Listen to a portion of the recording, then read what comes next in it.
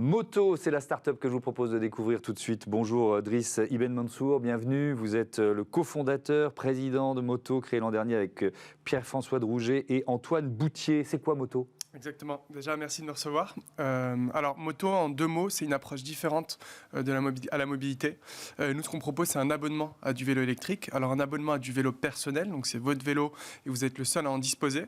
Et on joint ça à des services de réparation, de conciergerie à la demande et une assurance. Donc l'idée, c'est vraiment de faciliter et de démocratiser au maximum l'accès au vélo électrique.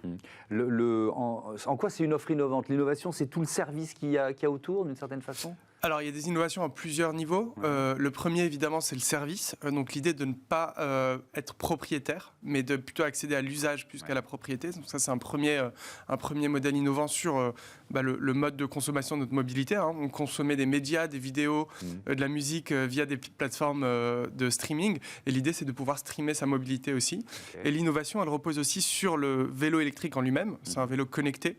Donc, c'est un vélo intelligent, qui est capable de se connecter à une application qui va nous permettre de le verrouiller, le déverrouiller, de le localiser, de le faire sonner si besoin. Donc il y a un certain nombre d'innovations qui sont aussi intrinsèques au vélo. Ce sont des vélos de gamme ? C'est des vélos de gamme, absolument. Ouais. C'est quoi le modèle économique ? On est sur quel niveau d'abonnement ? Bien sûr. Alors, l'idée, c'est que nous, on design, on fabrique nos vélos en partenariat avec des suppliers, des fournisseurs qui sont partout dans le monde. Donc, le design est totalement interne et custom à Moto. Donc, on distribue ensuite nos vélos via un canal Internet, donc notre site Internet ou via un atelier qu'on a créé dans le centre de Paris. Et ensuite, le modèle économique est assez simple. On propose un abonnement sans engagement à 75 € par mois aujourd'hui, tout compris. Donc, il n'y a pas de frais cachés. Il comprend le vélo qui est haut de gamme. C'est un vélo que vous retrouveriez... Alors, on ne le vend pas, mais si on devait le vendre sur le marché, il serait autour de 2500 €. Donc, c'est plutôt un vélo premium. Et l'abonnement comprend aussi les réparations dont je vous parlais et évidemment l'assurance. Alors, dans votre offre, il y a aussi, j'imagine, une volonté de lever un certain nombre de freins au développement du vélo électrique. Il y a toutes les craintes qu'on peut avoir sur le vol, la casse, la réparation, etc. Absolument. Nous, on a détecté 3 freins principaux. Le premier, c'est le frein financier. Un vélo électrique, en moyenne, ça coûte 2000 €.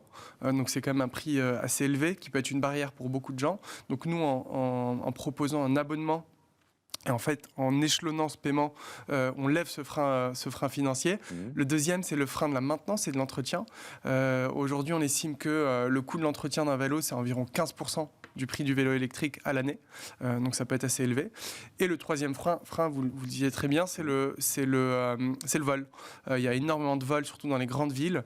Et donc, nous, avec notre système de géolocalisation de nos vélos, d'alarme et surtout d'assurance, on permet justement de lever ce frein qu'est le vol. Alors, dans la jeune histoire de Moto, il y a eu une levée de fonds de 5 millions d'euros. Quelle stratégie qu'est-ce que vous en faites ? Alors effectivement, on a fait une levée au début de cette année de 5 millions d'euros. Elle va nous permettre de faire 3 choses. La première, c'est de continuer le développement technique de notre vélo, parce que le vélo est vraiment au cœur du service. Et l'idée, c'est vraiment de proposer le meilleur vélo possible, la meilleure expérience possible, sans cette contrainte de la propriété. Donc le premier élément, c'est le développement technique. Le deuxième, ça va être l'expansion et la croissance de notre flotte. Dans un premier temps à Paris, puis en France, et dès l'année prochaine en Europe. Donc on s'internationalise l'année prochaine. Et le troisième élément, ça va être toute la partie marketing. Nous, on a l'ambition de créer une marque forte de mobilité, de créer une marque inspirante et iconique, et donc de continuer d'investir dans le marketing. Merci beaucoup, merci d'être venu nous présenter Moto. Voilà, c'est la fin de ce numéro de Smart Impact. Je voudrais remercier Joséphine Dacoury à la production et programmation assistée, Duc Sabatier, Kenny Dellenbach, le réalisateur, et Saïd Mamou au son. Belle journée à toutes et à tous sur Bismart, la chaîne des audacieux et des audacieuses. Salut.